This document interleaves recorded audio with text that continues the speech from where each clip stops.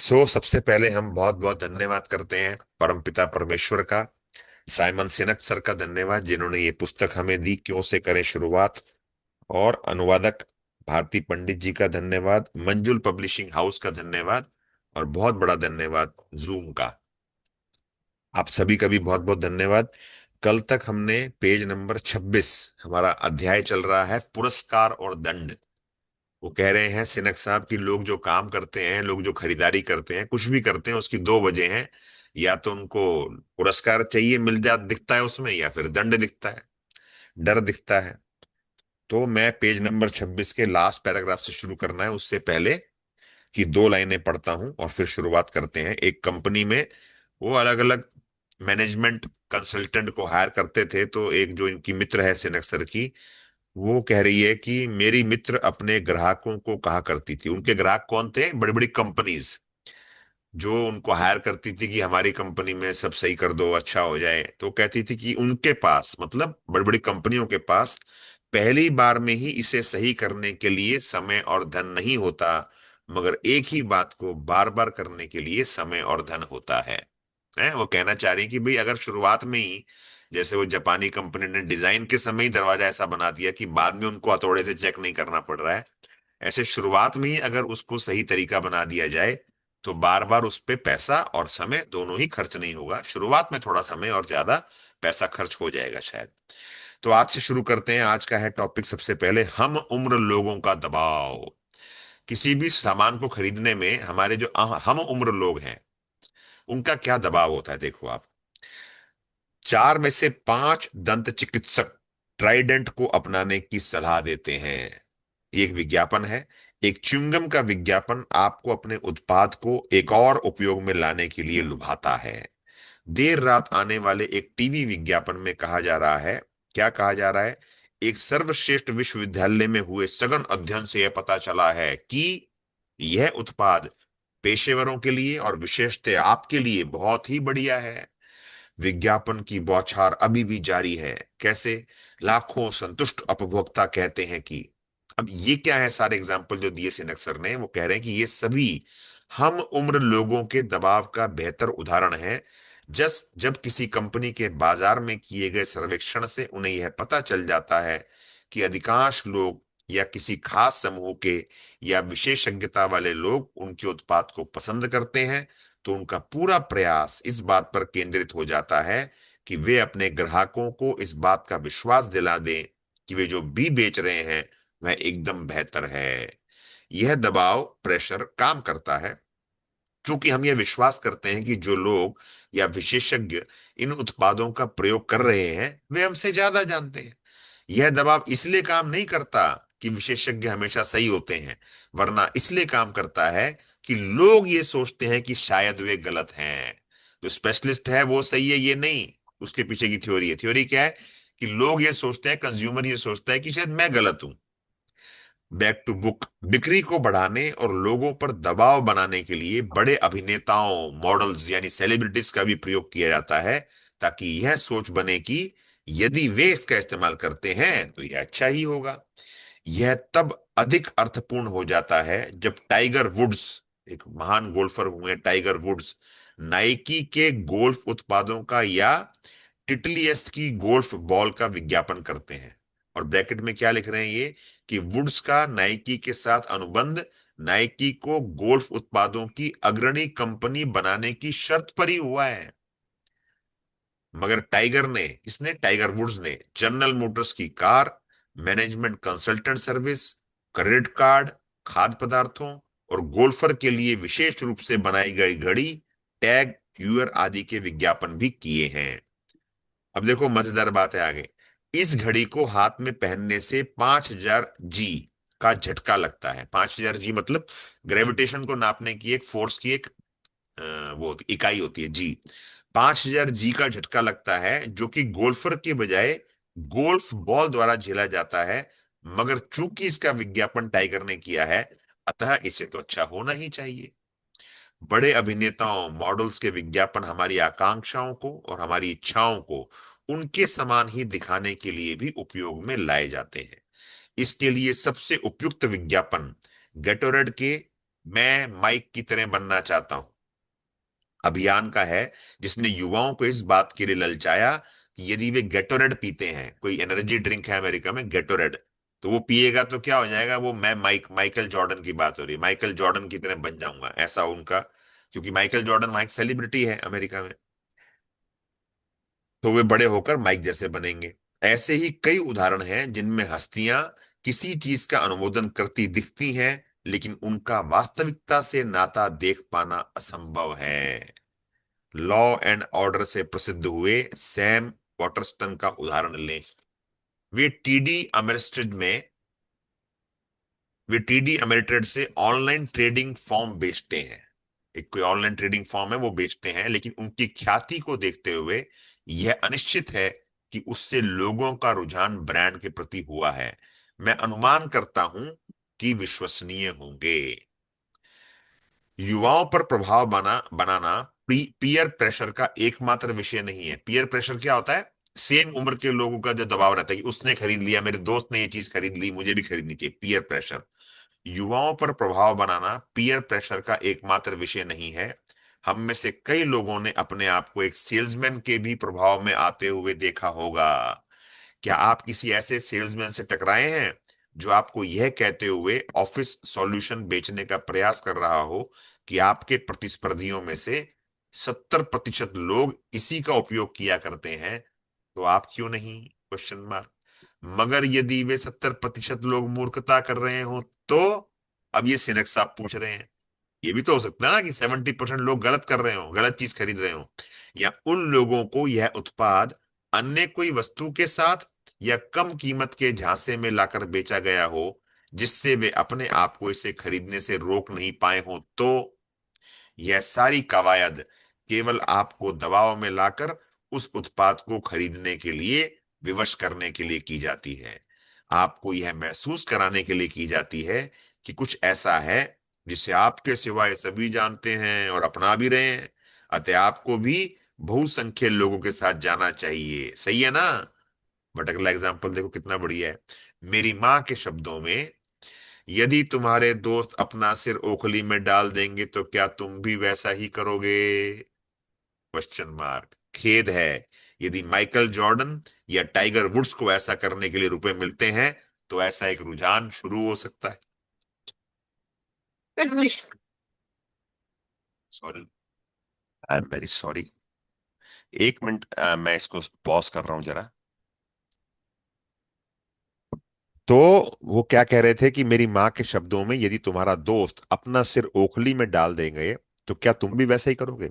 मगर मजे की बात ये बता रहे हैं कि अगर कोई सेलिब्रिटी ये बात कहे कि सिर ओखली में डाल दो और उसको ऐसा करने के पैसे मिले, तो ये भी एक रुझान, ट्रेंड बन सकता है। अगला टॉपिक है अनोखापन या नवाचार। एक नवीन तकनीक का फोन बनाकर डिजाइन और इंजीनियरिंग के क्षेत्र में मोटोरोला ने एक बड़ा नवाचार किया है। 2004 में अखबार में छपी एक प्रेस विज्ञप्ति मोबाइल के अत्यंत स्पर्धात्मक बाजार में एक नए फोन के आने की बात कह रही है। यह एयरक्राफ्ट ग्रेड जैसी धातु से बना नई और विशिष्ट तकनीक, जैसे इंटरनल एंटीना और रासायनिक रूप से नक्काशीदार कीपैड से लैस और केवल 13.9 मिलीमीटर पतला उपकरण है। ये सब विज्ञापन चल रहा है मोटरोला का 2004 में। और इसने काम किया। वो कह रहे हैं इस विज्ञापन ने काम किया। लाखों लोग इसका एक सेट खरीदने के लिए दौड़ पड़े। जानी मानी हस्तियां रेड कारपेट पर अपना अपना आर RAZR इसका मॉडल है, RAZR मॉडल चमकाती दिखी। यहां तक कि एक या दो प्रधानमंत्रियों को भी इस फोन पर बतियाते हुए देखा गया। 50 मिलियन सेट बिकने के बाद कुछ लोगों ने कहा कि RAZR की सफलता को बहुत बड़ी सफलता नहीं कहा जा सकता। वर्तमान में मोबाइल से जो भी अपेक्षाएं हैं उन्हें हटाकर RAZR ने मोटोरोला के क्रांतिकारी नवाचारों के इतिहास को दोहराया है, और इस उत्पाद ने वायरलेस उद्योग में नए मानदंड मापदंड तय कर दिए हैं। अब ये कौन कह रहा है? मोटोरोला के पूर्व कार्यकारी निदेशक एड जोंडर ने अपने इस नए उत्पाद के बारे में कहा जब वो उस कंपनी के डायरेक्टर थे। अब हुआ क्या? इस एक उत्पाद ने मोटोरोला को बड़ी आर्थिक सफलता दिलाई। यह सही मायनों में नवाचार के लिहाज से बड़ी सफलता थी। क्या सही में? अब सवाल पूछ रहे हैं सिनक साहब, और क्या बता रहे हैं कि इसके बाद 4 साल से भी कम समय बाद जॉन्डर को बाहर निकाल दिया गया। जो उस समय डायरेक्टर थे जब ये मोबाइल लॉन्च हुआ, उनको बाहर निकाल दिया 4 साल में। RAZR के बाजार में उतरने के बाद से स्टॉक अपनी 50% की औसत कीमत पर आ गया था, और मोटोरोला के प्रतिस्पर्धियों ने आसानी से इसकी विशेषताओं को समाहित करते हुए उसी की तरह के नए फोन बाजार में उतार दिए थे। मोटोरोला फिर से उन फोन विक्रेताओं की श्रेणी में आ खड़ा हुआ था जो बाजार में अपना हिस्सा पाने की तलाश में थे। जैसा कि लोग पहले भी करते आए थे, इस कंपनी ने भी अनोखेपन को नवाचार समझने की भूल दोहराया। अनोखापन नवा नया नहीं होता है, नवाचार नहीं होता है। कभी कभी नया करने के चक्कर में लोग विचित्र ही कर बैठते हैं, है ना। जैसा कि लोग पहले भी करते आए थे, इस कंपनी ने भी अनोखेपन को नवाचार समझने की भूल को दोहराया। वास्तविक नवाचार उद्योगों में और यहां तक कि सारे समाज में बदलाव को प्रेरित करता है। वो कैसे? बिजली का bulb, microwave, fax machine, iTunes ने बाजार को अपने प्रारूप को पूरी तरह से बदलने और उसका फिर से आकलन करने की चुनौती दी। वो है नवाचार ना। बल्ब का आविष्कार हुआ, वो नवाचार है। उदाहरण के लिए, किसी मोबाइल फोन में कैमरा लगाना नवाचार नहीं है। भले ही यह बड़ी सुविधा या विशेषता है, मगर उद्योग को बदलने जैसा इसमें कुछ नहीं है। यदि इस परिभाषा को दिमाग में रखा जाए, तो मोटोरोला के अपने उत्पादों के लिए दिए गए विवरण, जैसे धातु का आवरण, छिपा हुआ एंटीना, चपटा कीपैड, पतला फोन, ये सब आदि भी केवल सुविधाओं या विशेषताओं की एक सूची मात्र बनकर रह जाते हैं। इनमें से शायद ही कोई क्रांतिकारी नवाचार हो। मोटोरोला एक नया उत्पाद बाजार में लाया और उसके द्वारा तब तक लोगों को आकर्षित करने में सफलता पाई। कब तक? जब तक कि दूसरा वैसा ही उत्पाद किसी और के द्वारा बाजार में नहीं लाया गया। और इसी के चलते ये सारी विशेषताएं नवाचार नहीं कही जा सकती। इन्हें अलग दिखने की कोशिश में उत्पाद में जोड़ा गया है, ना कि नया बनाया गया है। यह गलत नहीं है, मगर इसे लंबे समय तक लाभ दिलाने वाले तरीके के रूप में भी देखा नहीं जा सकता। नई विशेषताएं आपकी बिक्री को एकदम बढ़ा सकती हैं, और जिसे RAZR ने सिद्ध किया, मगर यह प्रभाव दीर्घकालिक नहीं होता। जब कंपनी एक ही उत्पाद में नई नई विशेषताएं जोड़ने लगती है, तो इससे अधिक लाभ नहीं होता। हाँ, वह उत्पाद कीमतों के खेल में उलझकर कमोडिटी या माल भर बनकर रह जाता है, और कीमतों के खेल की ही तरह इस माल की स्पर्धा में एक और उत्पाद बाजार में उतार देना पतन की राह प्रशस्त करता है। अब देखो, अगला एग्जांपल और भी जोरदार है। 1970 में कोलगेट टूथपेस्ट के केवल दो प्रकार थे। 19 से सिर्फ दो तरह की कोलगेट आती थी, मगर जैसे जैसे प्रतिस्पर्धा बढ़ती गई, कोलगेट की बिक्री का आंकड़ा नीचे गिरता गया। अतः कंपनी ने नई विशेषताओं को समाहित किए हुए नया उत्पाद बाजार में उतारा उतारा जिसमें फ्लोराइड को शामिल किया गया था। उसके बाद एक और, फिर एक और। टॉर्टर कंट्रोल, स्पार्कल्स, स्ट्रिप्स, हर नए उत्पाद ने बिक्री को थोड़े समय के लिए तो निश्चित रूप से बढ़ाया, और इस तरह से यह चक्र चलता गया। अब अंदाज लगाएं कि आज बाजार में आपके सामने चुनाव के लिए कोलगेट के कितने सारे टूथपेस्ट हैं? Question mark. तो बता रहे हैं 32। आज कोलगेट के 32 तरह के टूथपेस्ट बाजार में हैं, और इनमें बच्चों के लिए बनाए गए 4 टूथपेस्ट शामिल नहीं हैं। यानी टोटल 36 हो गए। और जैसा कि हर कंपनी प्रतिस्पर्धा में ठहरने के लिए किया करती है, कोलगेट की प्रतिस्पर्धी कंपनियों ने भी उतनी ही विशेषताओं और उतनी ही कीमत के साथ अपने उत्पाद बाजार में उतार दिए। आज बाजार में टूथपेस्ट के नाम पर सैकड़ों उत्पाद मौजूद हैं। फिर भी किसी कंपनी के पास ऐसा कोई डाटा मौजूद नहीं है जो यह बताता हो कि 1970 की तुलना में आज अमेरिका के लोग अपने दांतों को ज्यादा साफ करने लगे हैं। इन नवाचारों का धन्यवाद, जिनके चलते आज यह पता लगाना बिल्कुल असंभव हो गया है कि आपके लिए कौन सा टूथपेस्ट सही है। यहां तक कि कोलगेट ने भी अपनी वेबसाइट पर यह लिखते हुए एक लिंक दिया है कि आपको तय करने में मदद चाहिए, क्वेश्चन मार्क, तो उस लिंक पे क्लिक करो, फिर वो आपको बताएगा कि आपके लिए सही टूथपेस्ट कौन सा है। वाह भाई वाह।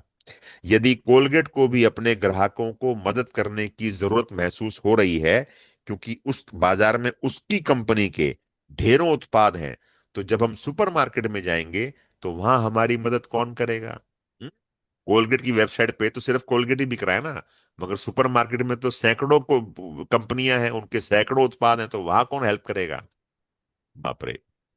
एक बार फिर यह किसी कंपनी द्वारा अपनी बिक्री को बढ़ाने के लिए ग्राहकों के सामने कई चमकदार विकल्प रखने का एक बढ़िया उदाहरण है।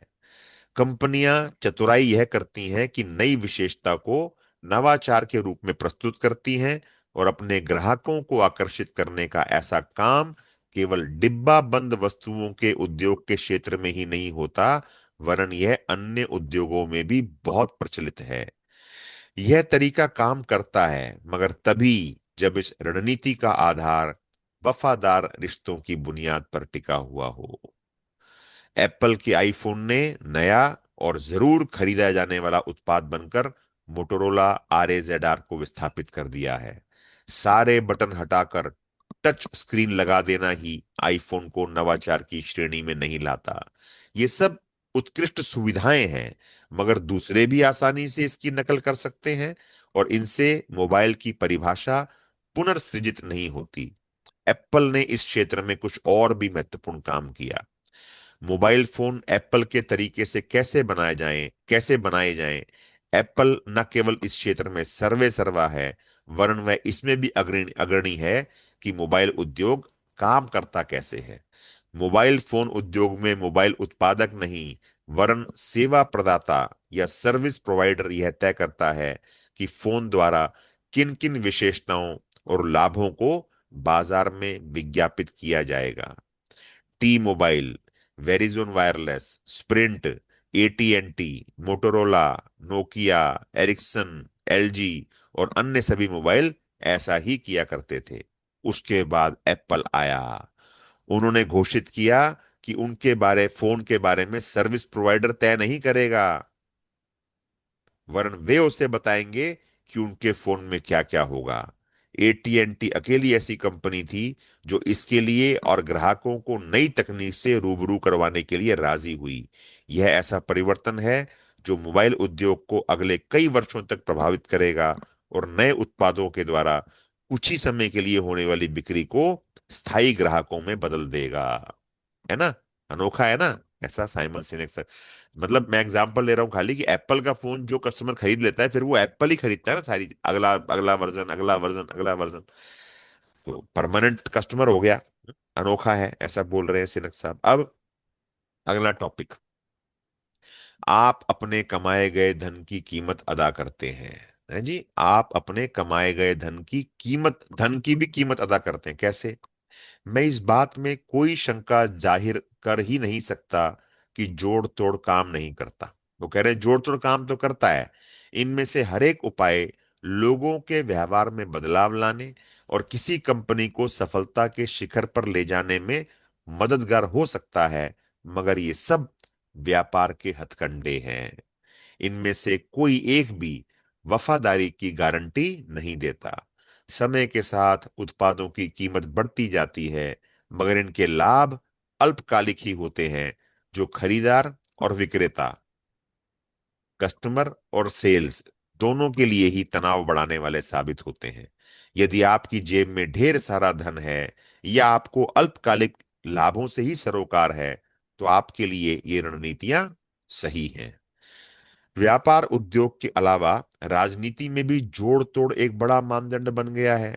जैसे व्यापार में जोड़ तोड़ केवल बिक्री को बढ़ा सकता है और अल्पकालिक लाभ दे सकता है, उसी तरह राजनीति में भी जोड़ तोड़ किसी प्रत्याशी को जिता तो सकता है, मगर वह नेतृत्व के लिए, लीडरशिप के लिए आधार तैयार नहीं कर सकता। नेतृत्व का अर्थ ऐसे लोगों का आपके साथ होना है जो आपके भले बुरे समय में आपका साथ दे सकें।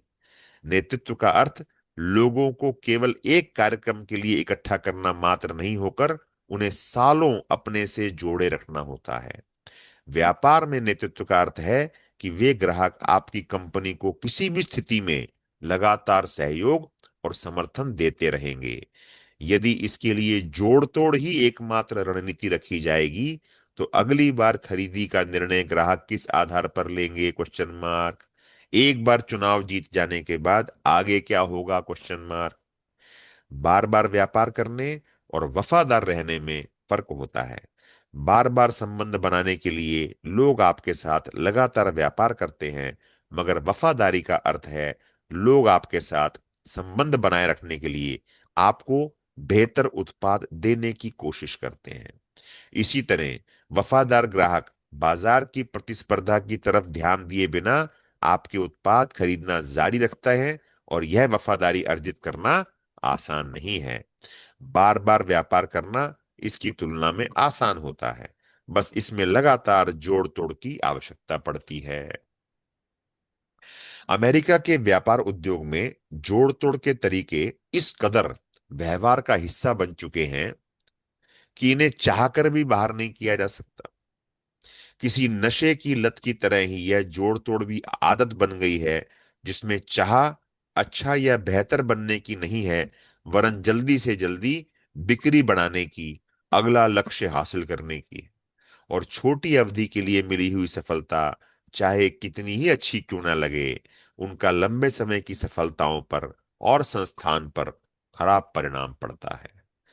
आज छोटी अवधि की सफलताओं का नशा एक के बाद दूसरी सफलता हासिल करने के रूप में देखा जा रहा है, और ये रणनीतियां इतनी प्रचलित और सम्माननीय बन गई हैं कि इन जोड़ तोड़ के लिए मार्गदर्शन देने के लिए सांख्यिकी और विज्ञान से लैस एक पूरी अर्थव्यवस्था जन्म ले चुकी है।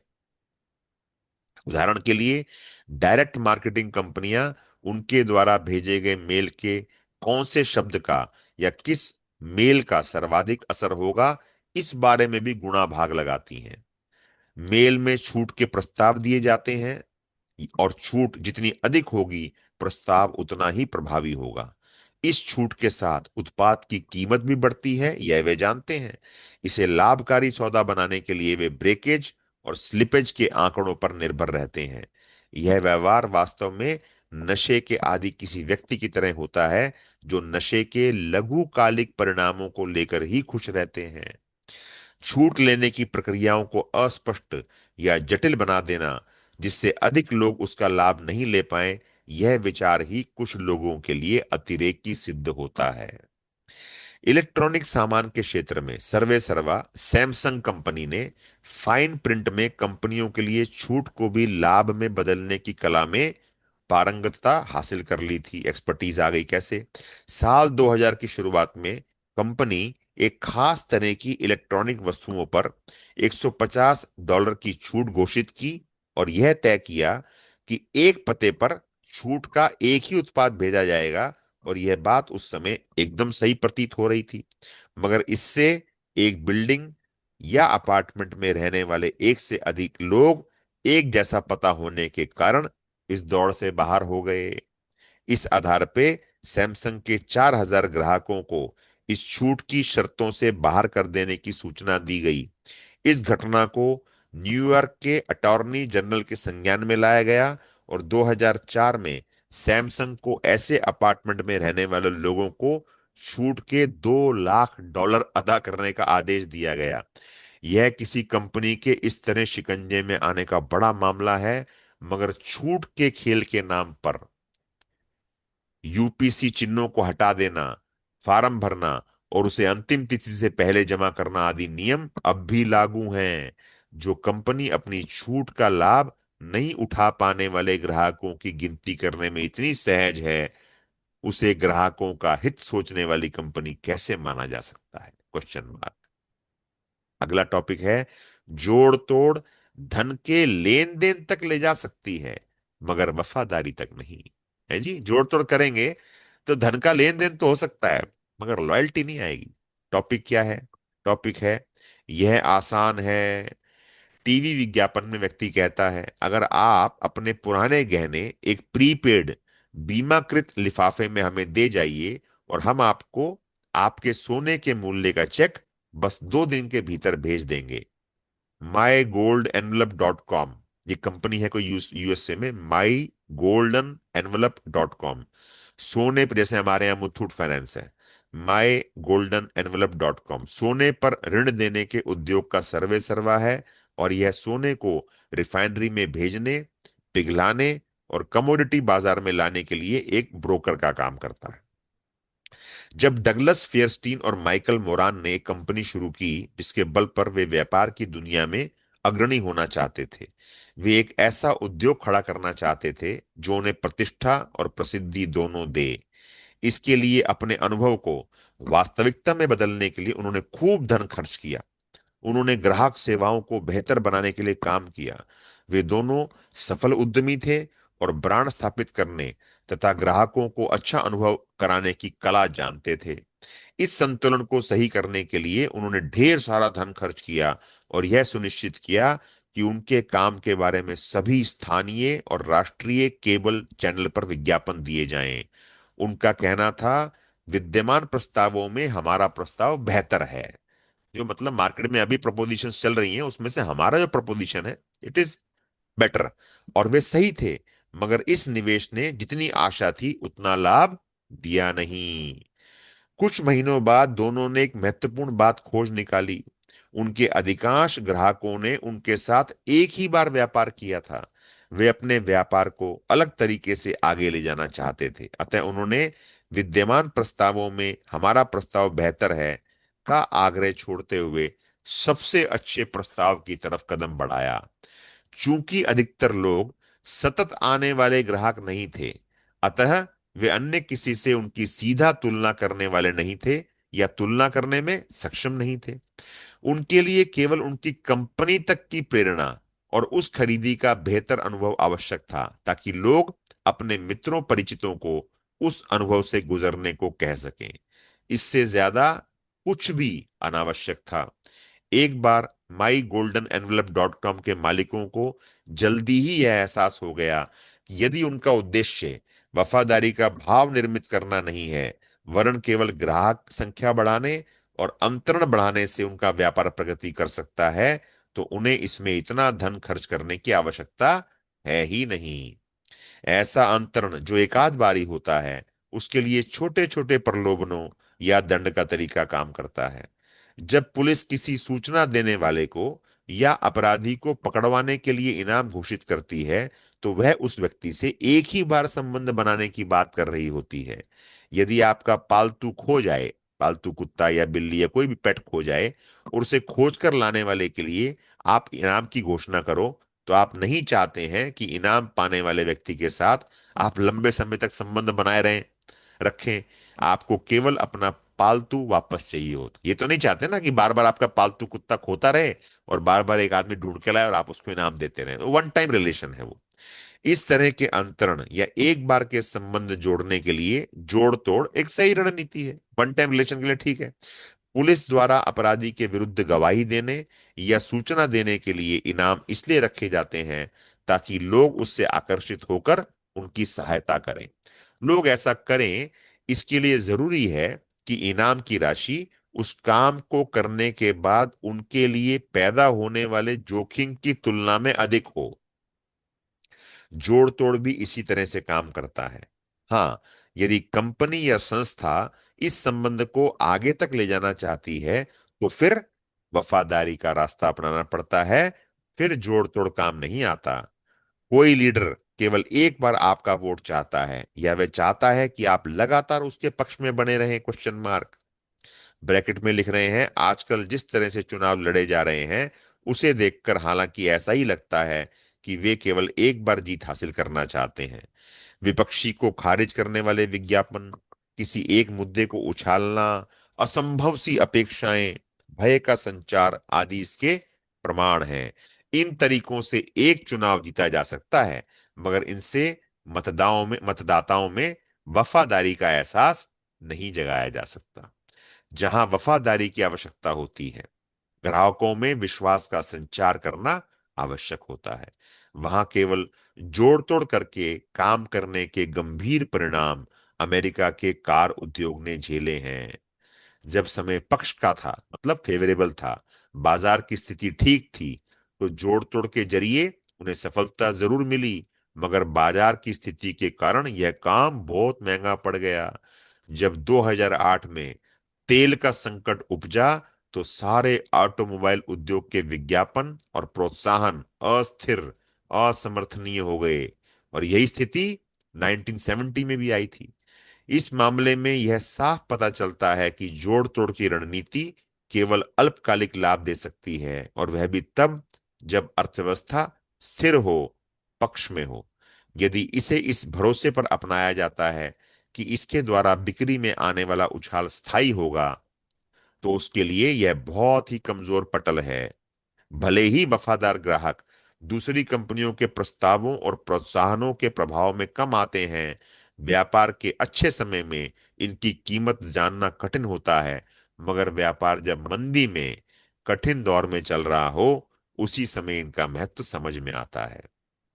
जोड़ तोड़ काम तो करता है, पर तभी जब धन की बहुलता हो, जब इन सारी रणनीतियों के लिए धन की कमी हो, तो ऐसे में वफादार ग्राहकों का नहीं होना नुकसान दे सकता है।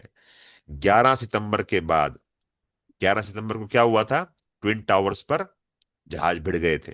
तो 11 सितंबर के बाद कई ग्राहकों ने साउथ वेस्ट एशिया एयरलाइंस को सहयोग हेलो। करने के लिए उसके नाम से चेक भेजे। साउथ वेस्ट एशिया एयरलाइंस कौन सी थी? जिनका वो जहाज था जो टकराया वहां। तो वो तो बर्बाद हो गई ना, मगर उसके लिए चेक भेजे उनके वफादार ग्राहकों ने। ऐसा ही एक चेक $1000 का था, जिसके साथ यह पत्र आया था, क्या? इतने सालों में आपने मुझे बेहतर सेवाएं दी हैं। अब आपके कठिन समय में मैं आपकी मदद करके आपकी सेवाओं के लिए धन्यवाद कहना चाहता हूं। दिस इज वफादारी। इस धनराशि का चेक निश्चित ही साउथ वेस्ट एशिया एयरलाइंस को इस संकट से उबरने में खास मदद नहीं कर सकता था। $1000 से क्या होने वाला ना, इतनी बड़ी एयर, मगर इससे सीधा संकेत मिलता था कि उनके ग्राहक उनसे किस तरह से भावनात्मक रूप से जुड़े हुए थे। जिन लोगों ने धन नहीं भेजा, उनकी वफादारी कितनी थी, इसका अनुमान लगाना कठिन था, मगर उसका प्रभाव लंबे समयांतर में मापने योग्य था, जिसके चलते साउथ वेस्ट एशिया एयरलाइंस ने लंबे समय तक सर्वश्रेष्ठ एयरलाइंस बने रहने का इतिहास बनाया। मैं यहां रोक रहा हूं। पेज नंबर 36 हमने कंप्लीट किया है। कल 37 से पढ़ेंगे। नई नई बातें, नए नए एग्जाम्पल्स हमको मालूम चल रहे हैं इस पुस्तक में। आगे और पता चलेगा कि इसका हमारे जीवन में क्या लाभ है। इस यात्रा में आप बने रहिए। आप सभी का बहुत बहुत धन्यवाद। कल सुबह मिलते हैं 5:30 बजे। ग्रुप में अपने विचार जरूर शेयर कीजिए। Thank you very much. नमस्कारम।